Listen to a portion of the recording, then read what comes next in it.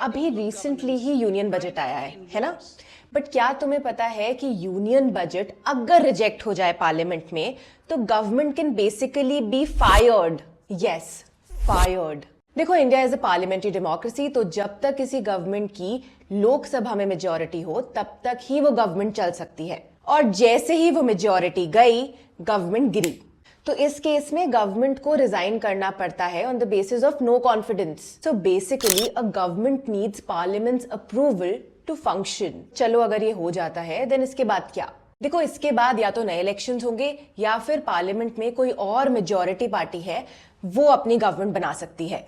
But किसी ने ये सोचा कि व्हाट इफ गवर्नमेंट मेजॉरिटी में हो, तब क्या ये सिनेरियो पॉसिबल है?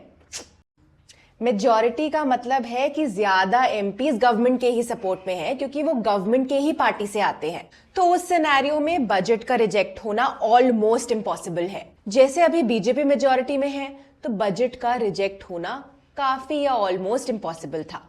ऑल्दो कुछ कुछ सिनेरियोज में ये भी पॉसिबल है ही, जैसे कि पार्टी में इंटरनल फाइट्स, कोलिशन का झगड़ा या फिर ऑपोजिशन का कोई पावर मूव। उस सिनेरियो में गवर्नमेंट के खुद के एमपीज भी नो कॉन्फिडेंस वोट कर सकते हैं, बिकॉज देखो, anything is possible in politics.